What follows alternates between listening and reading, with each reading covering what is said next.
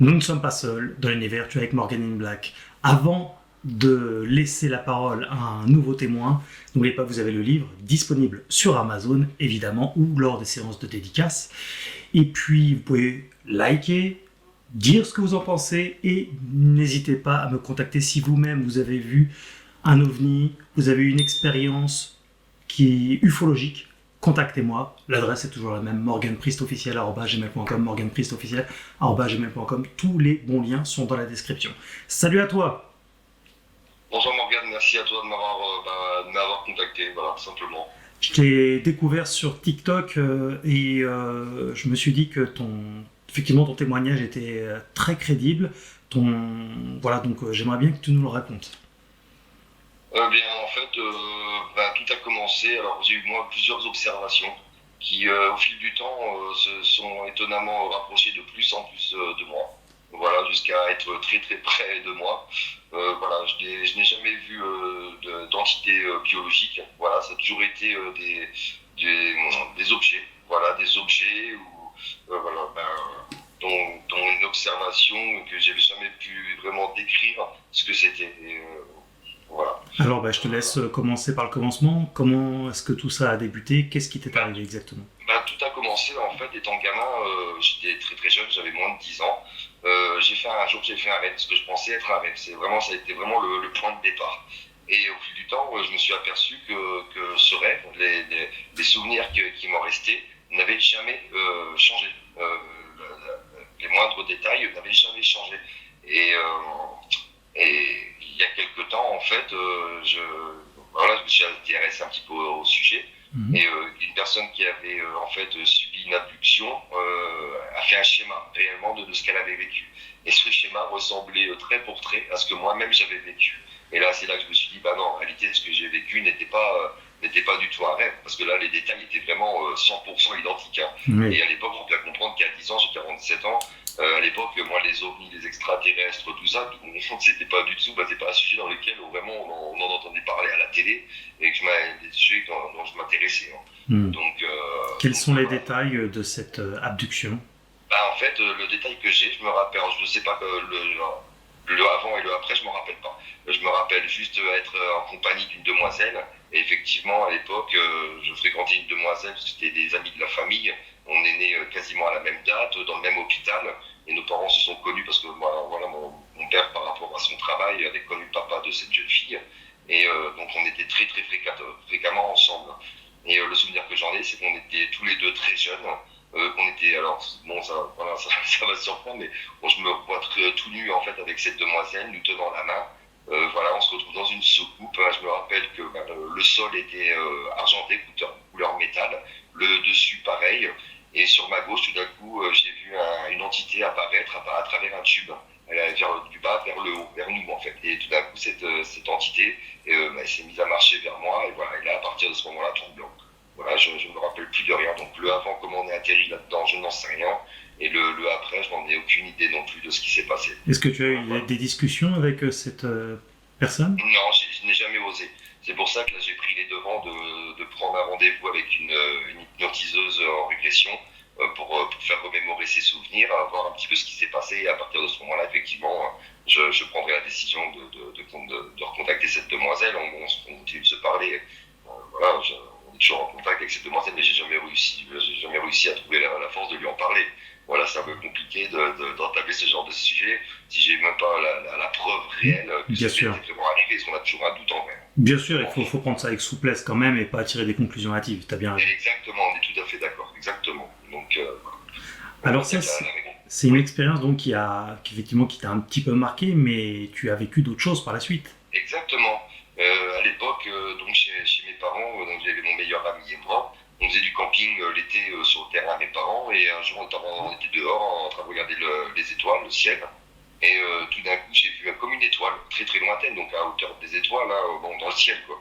J'ai vu un objet, quelque chose d'un point lumineux, se déplacer à une vitesse mais fulgurante et partir dans tous les sens. Donc on peut enlever les étoiles, les satellites, une étoile dans une ligne droite, un satellite pareil, je sais ce que, j'en suis convaincu, c'était pas du tout quelque chose qu'on a l'habitude de voir en vrai.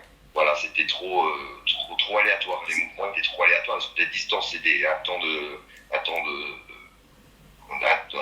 où il parcourait le ciel, c'était incroyable. Ça allait à une vitesse incroyable, dans des distances qui étaient énormes. Et voilà, ça a été donc le deuxième point. Qu'est-ce que tu entends par aléatoire? Que ça allait dans tous les sens. Ça pouvait aller à droite, à gauche, repartir, revenir. Ça ne suivait pas une ligne longitudinale. À toute vitesse, donc, c'est ça? À toute vitesse, ah oui, j'en avais même du mal à le suivre en réalité, tellement ça allait vite. Alors à l'époque, il faut bien dire qu'il y avait les boîtes de nuit, je ne sais pas si tu t'en rappelles, Morgane, utiliser des faisceaux laser. Tout à fait. Voilà, mais là, moi, on avait l'habitude, il y en avait une boîte à côté de chez nous qui l'allumait le week-end. Moi, je savais très bien à quoi ça ressemblait. Là, ça ressemblait pas du tout à ça. Il n'y avait pas de faisceau. Voilà, les lasers, on distinguait facilement que c'était un laser, quoi, que c'était une lumière. Voilà. Ça avait quelle forme Ça ressemblait à un point lumineux, hein. Tellement c'était haut dans le ciel. Ça ressemblait à une étoile. Là. On aurait dit une étoile, la même chose que quand tu regardes les étoiles, qu'elles sont éclairées. Voilà, ça faisait la même chose. Ça a duré combien de temps? Plusieurs minutes. Hein. Ça a duré plusieurs minutes. Voilà, avec mon ami d'enfance, on s'est demandé ce que ça pouvait être sur le moment. Alors, voilà, il existe des lampes laser. Est-ce que ça pourrait ressembler à ça? Non, pas du tout. Ah non, il n'y avait pas de faisceau, c'était beaucoup trop haut. C'était beaucoup trop. Les faisceaux de laser ou de boîte de nuit, ils avaient quand même une distance qui était quand même très limitée en vrai.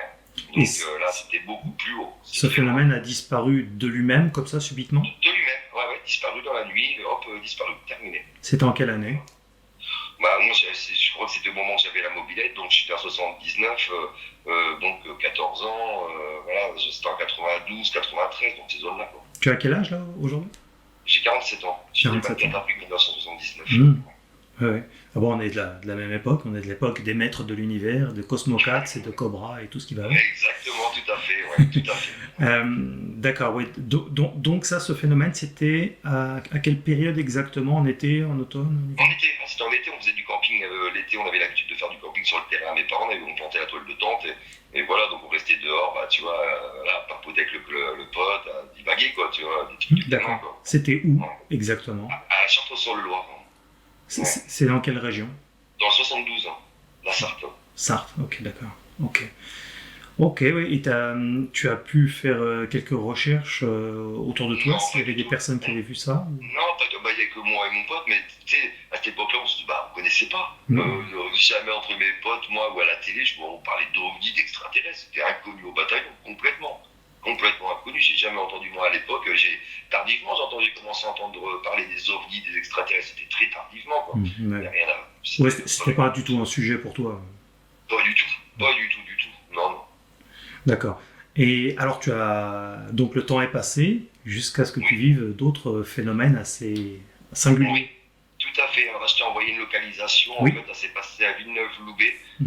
Voilà, je travaillais, donc j'étais en 2000, j'irais vers 2020 à peu près.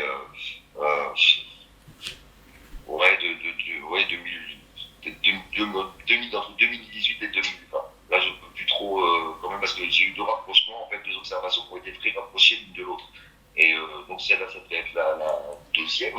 Et je travaillais donc dans une société du sud de la France. J'étais avec mon collègue de boulot, on rentrait à l'entrepôt. Et tout d'abord, voilà, il faut dire qu'avec ce collègue-là, on avait un petit peu du mal à communiquer. Donc, moi, mon seul moyen, c'était de m'ignorer dans la voiture et de regarder ce qui se passait autour de moi, à droite, à gauche. C'était en période d'été, il y avait beaucoup de monde, c'est la Côte d'Azur. Hein. Donc, il y avait énormément de touristes. Et on s'est retrouvé bloqué dans le rond-point, une nouvelle sortie d'autoroute à Antibes-Villeneuve-Loubet. C'était la dernière sortie d'autoroute. Et on s'est retrouvé bloqué dans les bouchons. Et je regarde par le pare-brise de la voiture. Et il dit qu'est-ce qu'il y a, qu'est-ce que tu fais? Il regarde et il dit mais c'est quoi ça? Et on s'est retrouvé en dessous d'un objet, d'une forme de cigare en fait, coupé à l'arrière et bombé à l'avant, et qui était énorme. Ça avait la taille d'un avion Wheeling. Là on voyait le ciel, hein, c'était blanc immaculé, pas de rivet, pas de moteur, pas d'aile, pas de bruit. Et ce qu'il faut dire, c'est que c'était à très très basse altitude. C'est pour ça que je t'ai mis la localisation, c'était à hauteur de toi. Voilà, au départ, sur l'autre, j'avais parlé d'environ d'un immeuble de 15 étages en hauteur, mais c'était bien plus bas que ça. En fait. Dans mes souvenirs, c'était ça, mais non, je me suis trompé. C'était à hauteur d'immeuble. Donc le bâtiment qui est sur la gauche dans le rond-point, on regarde bien, il est bas. Donc c'était à 30-40 mètres du sol, et je ne suis même pas sûr. C'est jamais facile d'estimer Non, des mesures exactes, surtout dans un moment comme ça aussi charnière. Ouais, voilà, exactement. Ce que je me rappelle juste, c'est qu'il n'était pas, très loin du toit, qui était sur notre gauche. Ça m'a choqué, par contre. Il faisait jour ou il faisait nuit? Il faisait jour, hein. Il était 5h moins le quart, Donc, 5 heures, entre 5h, 4h moins, 5h moins le quart et 5h15 dans ces zones-là. Si on rentrait à l'entrepôt, c'était dans les heures où on rentrait. C'était plutôt un cylindre. Ouais, mais un cigare, c'est comme un cigare. Des fois, je prends les cigares à mon père et les cigares, on les coupe, tu sais, avec l'appareil, avec le coupe-cigare, ça faisait ça. Couper à l'arrière et bomber à l'avant. Comme le devant, ça ressemblait à un avion de ligne. Est-ce Sauf, que voilà, vous vous êtes arrêté pour observer? avant, on était à l'arrêt. On était à l'arrêt, on était dans les bouchons, on ne pouvait plus avancer. On était bloqués, on était à l'arrêt complètement. Il y avait des voitures devant nous, derrière nous. Les bouchons étaient causés à cause de ce phénomène ou autre chose? De quoi, j'ai pas compris. Pardon, excusez-moi, je me suis mal exprimé. Les bouchons étaient les conséquences de quoi exactement? Soit un problème Trop de monde. routier? Non, il y avait énormément de monde, hein. C'était la période estivale, c'était l'été, donc énormément de monde. Alors, là où je veux en venir, en fait, tu vas comprendre, c'est que si vous étiez bien arrêté, de toute façon pour X raisons, mais je veux dire, ça aurait pu arrêter pas mal de monde aussi, ce genre de phénomène-là, parce que tout le monde devrait l'avoir vu. Et ben c'est là où, Morgane, c'est là où là, je vais te dire un truc de fou. Je me suis renseigné par la suite et tout, et bon, j'ai appris que d'autres personnes, ça leur était arrivé. Et ben le temps s'est complètement arrêté. En fait, quand c'est arrivé, moi je suis resté scotché sous l'eau, j'ai regardé pendant 5-6 secondes environ, et je me suis mis à regarder autour de moi. Et là, c'est ce que je vais te dire, j'ai même l'impression d'être fou en me disant ça, mais c'est la vérité, voilà, c'est ridicule. Et ben le temps s'est complètement arrêté, les gens se sont arrêtés de marcher, plus un bruit autour de nous, les voitures se sont stoppées, et ce qui me paraissait fou, c'est que les gens qui étaient à pied, qui promenaient dans la zone, et ben ne regardaient même pas dans cette direction-là, alors que c'était quoi, à 30 mètres du sol, 30-40 mètres du sol, et encore, oui. Et encore. Personne n'aurait pu le louper, c'était impossible. Et quand j'ai regardé autour de moi, c'est bizarre, les gens se sont arrêtés de marcher, de ne regarder pas dans notre direction, ils regardaient dans la direction dans laquelle ils partaient au départ. C'est un phénomène très récurrent des témoins qui voient quelque chose d'énorme. Hein. Moi, j'ai même eu un témoignage d'un vaisseau mère sur OVNI France, et c'était le seul à le voir. Les autres ne le voyaient pas. Pourtant, c'était dans une zone extrêmement... Enfin, c'est récurrent. Ouais, c'est bizarre, hein. C'est comme moi, je suis pas scientifique, je suis pas ufologue. Est-ce que tu as pris une photo, une vidéo? Non, pas du tout.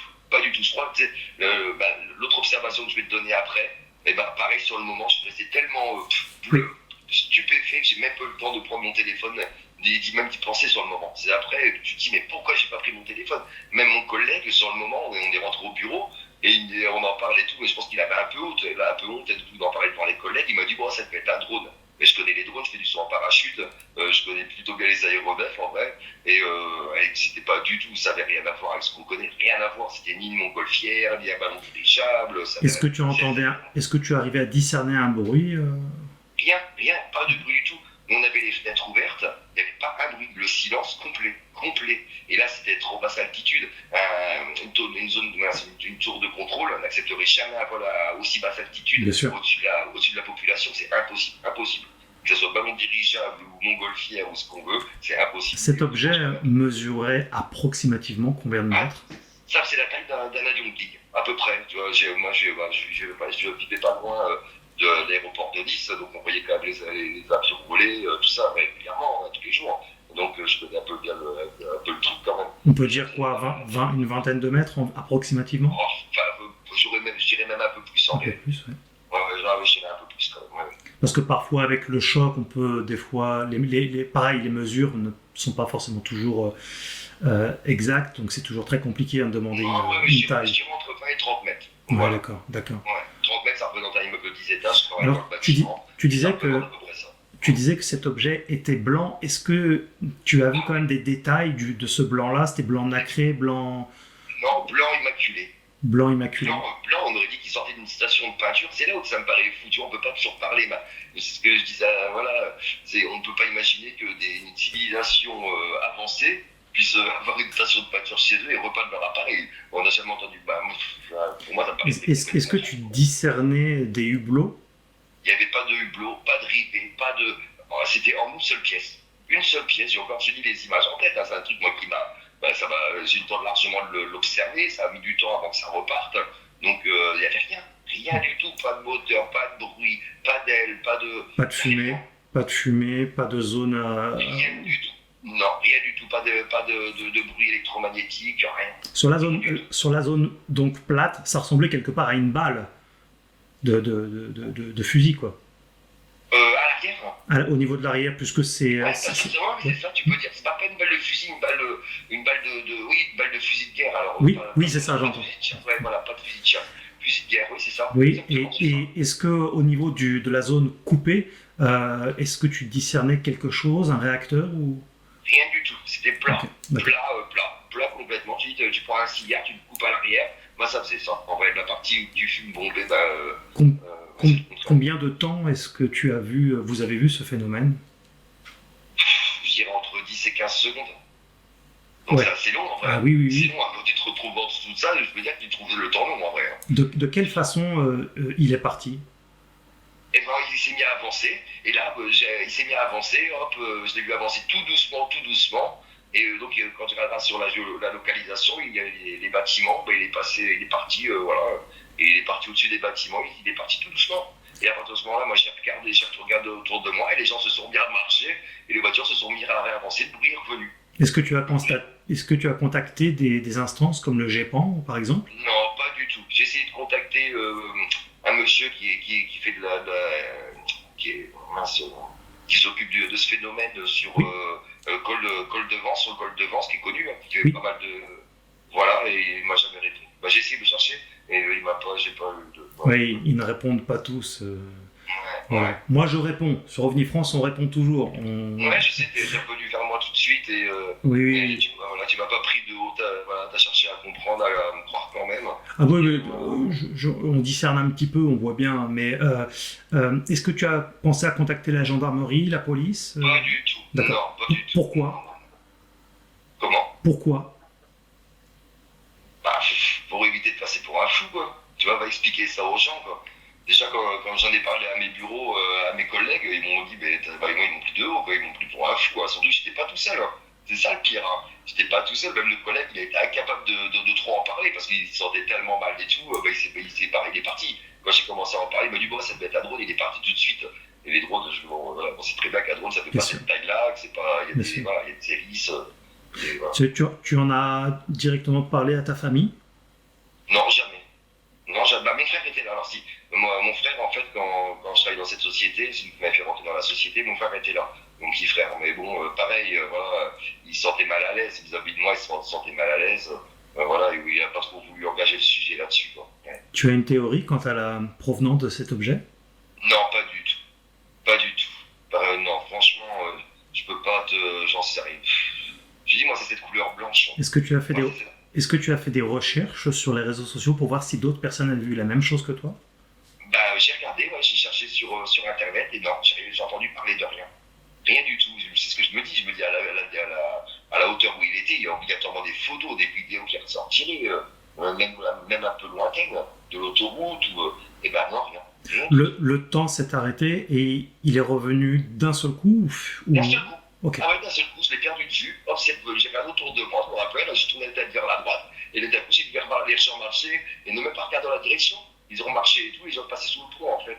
Et donc, ils partaient, parce que là, c'est toute la zone commerciale, et ils traçaient leur route comme si le temps pour eux s'était pas arrêté, qu'ils repartaient naturellement. Alors là, on peut dire, bon, le rêve que tu faisais, ce qu'on suppose être une étoile qui bouge dans tous les sens, bon, mais là, par contre, on est face à un phénomène beaucoup plus massif, beaucoup plus important. On peut dire qu'il y a un avant et un après dans ta psychologie vis-à-vis de ce phénomène. Oui, tout à fait. Oui, tout à fait, exactement. Oui, tout à fait. Et là, je te dis, j'ai aucun doute, c'était beaucoup trop bas. Quand on s'est retrouvé en dessous, on voyait plus rien, on voyait juste une masse blanche, très lumineuse. Voilà, parce que c'est des TX, c'est la réflexion lumineuse, et on voyait rien, on voyait plus le ciel, on voyait plus rien, on s'est retrouvé comme si tu te mets en dessous d'un avion de ligne, et que tu regardes, tu lèves la tête et qu'il est là. Évidemment, je te pose pas les questions de la drogue et toutes ces conneries-là, parce que de toute façon, même si tu fumes un pétard, tu vas pas te mettre à voir ce genre de choses. Non, exactement, on est bien d'accord, non, c'est besoin, c'était pas le truc du tout. Mais ce n'est pas tout, tu as encore vécu une autre expérience. Exactement, à peu près à la même période, à un an près peut-être. Je partais au travail, j'étais toujours dans cette société-là, et donc le matin je me lève, à l'époque, j'avais un petit studio à Mougins, et j'étais propriétaire, et donc ma femme et mon fils dormaient dans le salon, voilà. Et donc je suis sorti sur la terrasse, fumer ma clope et boire mon café. Et j'étais sur la marche, alors c'est pareil, je regardais la localisation. Et tout d'un coup, je me suis senti observé. En fait, sur ma gauche, j'avais des voisins, sur ma droite, j'avais des voisins. Donc il y a les bois, en contrebas, il y a une rue avec d'autres logements. Mhm. Et je me suis senti observé sur ma gauche. Et tout de suite derrière ça, il y a comme un nuage noir qui s'est mis à apparaître tout doucement, et qui est venu survoler. Donc c'était la taille de mon terrain, vous connaissez parfaitement parce que je voulais faire la terrasse. À l'époque, j'avais pris des calculs pour faire la terrasse en bois. Et donc c'était à 6 mètres devant moi, il a parcouru 8 mètres. Voilà, et au-dessus du grillage, donc un grillage, c'est à peu près 1 mètre de hauteur. Et il s'est mis au-dessus du grillage, pas de bruit, une masse sombre noire, ça ressemble à un nuage en fait, et qui a commencé à apparaître et qui a parcouru donc les 8 mètres et pour partir chez mes voisins sur ma droite. Et ce qui est fou, c'est que ce jour-là, donc quand ça passait devant les arbres, je voyais tous les arbres. Il y avait des lampadaires qui étaient allumés depuis peu. Et pareil, les lumières du lampadaire, on ne voyait plus rien. Ça bloquait, c'était une masse physique. Oui, voilà, ça c'est un nuage opaque. Voilà, c'était très très opaque. Ouais, très opaque. On ne pouvait pas voir à travers, c'était impossible. Et là, j'ai eu beaucoup le temps de le regarder, c'est passé tout doucement. Et je te dis, c'est surtout le fait de m'être senti observé. Ça, c'est un truc qui m'a énormément marqué parce qu'au départ, il n'y avait rien. Rien du tout. J'ai vraiment observé, quoi. Un peu, tu sais, l'instinct grégaire, Oui. l'instinct primaire, tu vois, tu te préserves. Comme tu dis, il y a quelque chose qui est là, Oui. qui me regarde, quoi. Quelle heure il était et en quelle période de l'année c'était Je dirais qu'il était environ 6h du matin, dans ces zones-là, quoi. D'accord. Et la période, je me rappelle plus trop. Là, je vais pas te dire de bêtises. Moi, j'aime bien être assez précis dans ce que je donne. Et la période, je me rappelle plus trop. Là, je sais pas, franchement. Quelle taille faisait approximativement, toujours pareil, ce phénomène? Eh ben, 1m50, je dirais de longueur sur 40-50 cm de hauteur. Ah oui, donc Voilà. c'est petit. Ça peut pas être une brume très opaque qui passe par Ah non, là? non, rien à voir. Ah ouais, rien à voir du tout. Ah non, non, c'était pas du tout. Il y a eu que ça. J'ai jamais vu un phénomène pareil. Je suis resté 9 ans 8 ans dans ce logement. J'ai jamais eu ce phénomène. Ce phénomène a duré combien de temps approximativement? Je dirais 10 secondes. 10 secondes, tellement ça a été long, il est passé vraiment tout doucement. J'étais là, je scotchais sur ça. Je me disais, mais c'est pas possible, c'est quoi? Je suis resté bloqué assis par terre avec ma tasse de café dans la main droite et ma clope, en me disant, mais c'est quoi? C'est quoi Il était à quelle distance de toi? Eh ben, 6 mètres. De ma fenêtre jusqu'à mon grillage, j'avais 6 mètres là. Et après, en largeur, il y avait 8 mètres. Là. Voilà, je connaissais les dimensions, j'ai fait tous les calculs pour faire une terrasse en bois, donc c'est vrai que je te donne des calculs aussi précis. Quoi. Oui. De quelle façon ce phénomène est parti? Eh ben, comme le cigare, naturellement, il a avancé de ma gauche vers ma droite, et voilà, et c'est parti chez mes voisins à droite. Et le problème, c'est que sur ma droite, vu que c'est la forêt en contrebas, et voilà, il y a les buissons, tout ça, c'est parti derrière les buissons sur ma droite. Voilà. Tu en as parlé du monde de ça? Je crois, mais pas beaucoup de personnes. Ouais. Beaucoup de personnes, si tu en parlais à ma copine, à la mère de mon fils à l'époque, quand c'est arrivé, après, quand je suis revenu du boulot, parce qu'elle dormait, je suis parti du boulot, elle dormait toujours, mais quand je suis revenu du boulot, ouais. Mais je ne me rappelle pas en avoir parlé quand même de trop, hein. C'est pas le genre de choses, tu vois, quand même, tu te dis, attends, voilà, ça reste complètement fou. Et ce phénomène était de quelle couleur exactement? Noir opaque. Hein. Noir. Ah ouais, noir, on peut pas faire plus noir. C'était vraiment. Mais c'était un noir diffus quand même sur les côtés, qu'on comprenne bien. Exactement, c'est ça. Exactement, tout à fait. Ouais. Un peu diffus. Très très noir au centre et un tout petit peu Voilà, diffus. qu'on comprenne bien, parce que quand tu dis nuage, tout de suite on pense quelque chose de plutôt blanc. Non, ramène nuage, ouais, parce que non, mais c'est bien ce que tu me dis. Non, un peu diffus sur les côtés, un petit peu. Voilà, un petit peu, ouais. Intéressant. Et tu penses que Est-ce que tu as fait des recherches par rapport à ce genre de phénomène de ton côté? Ouais, j'ai cherché, j'ai rien entendu parler qui va dans ce sens-là. Ouais. Ça ne faisait aucun bruit. Rien, pas de bruit du tout. Et je te dis, c'est à la hauteur où c'était. Hein. Voilà, mon terrain, c'est mon terrain, 1 mètre plus haut, donc tu comprends qu'un nuage, on va jamais vu de nuage à hauteur d'homme. Oui. Est-ce que tu te sentais observé par ce phénomène? Au départ. Avant de le voir apparaître, je me suis vraiment senti pas en danger, mais observer. Et tout de suite, quand j'ai commencé à regarder à gauche, ça a duré au bout d'une seconde, donc j'ai vu la pointe de cet objet, bon, pour moi c'était physique, hein, qui a commencé à apparaître et tout doucement, voilà, jusqu'à 8 mètres sur 8 mètres, prendre peut-être 10 secondes avant de traverser totalement la largeur de mon quai. Comme si le phénomène te voyait, Ah t'observait. oui, vous voyez. Ah mais c'est sûr. Ah ouais, c'est sûr, hein, c'est sûr, il n'y a pas de... Ouais, c'est sûr. Est-ce que tu fais des liens entre ce que tu as vécu, entre le cylindre blanc, ça, d'autres expériences antérieurement?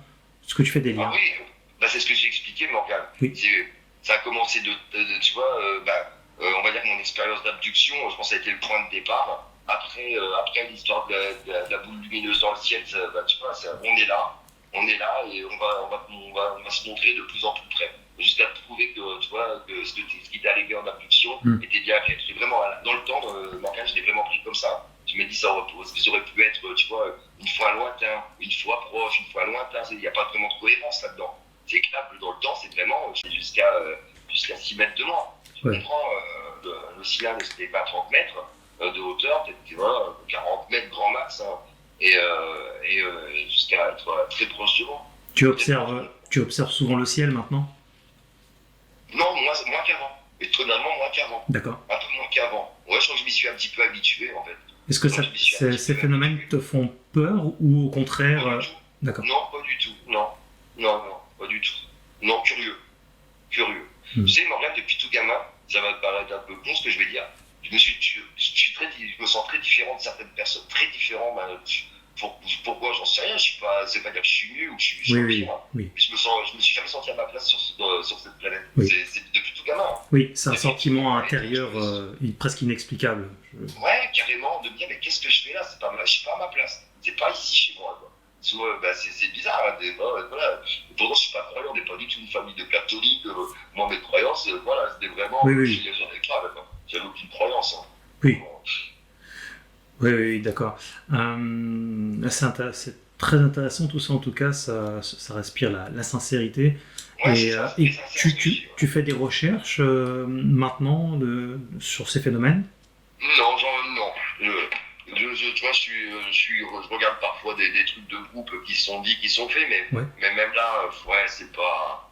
Tu t'aperçois qu'il y a beaucoup de groupes d'ufologie, mais peu de personnes donnent des choses quand même très précises en vrai.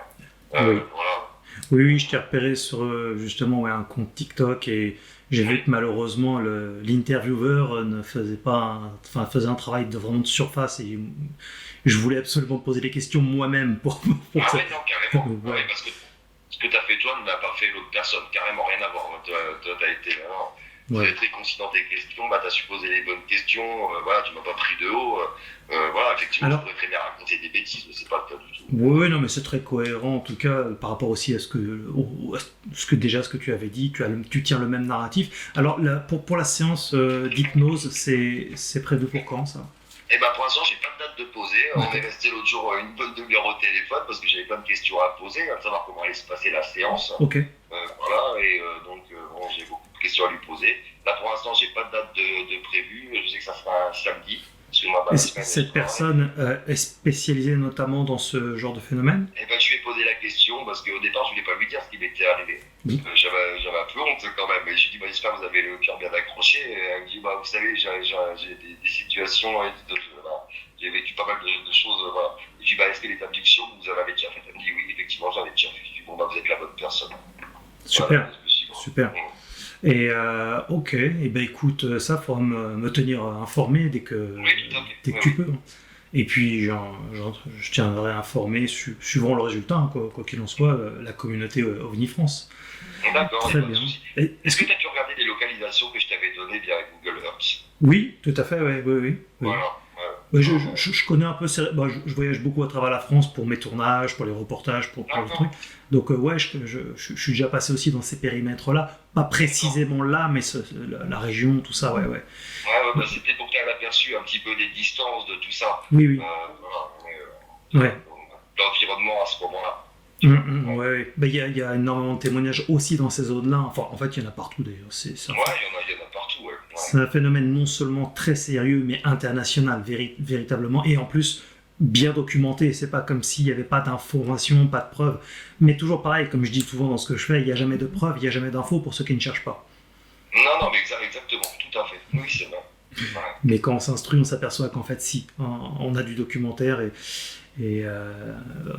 en tout cas, voilà, tu n'hésites pas à me tenir informé, ok? Non, ça sera avec grand plaisir. Voilà, ça sera, quand la séance sera faite, je te dirai de ce qu'il en est. Voilà, je pense que la séance sera filmée. Moi, je vais demander à ce qu'elle soit filmée. Et voilà, je te donnerai un petit peu le détail de cette séance. Ah, je veux bien. Je veux bien. Voilà.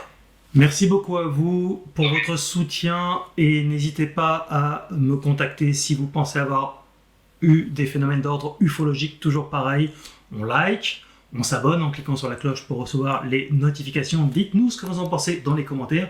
Nous lisons tous vos commentaires et bien sûr le livre Ufologie. Merci à tous, vous étiez sur OVNI France.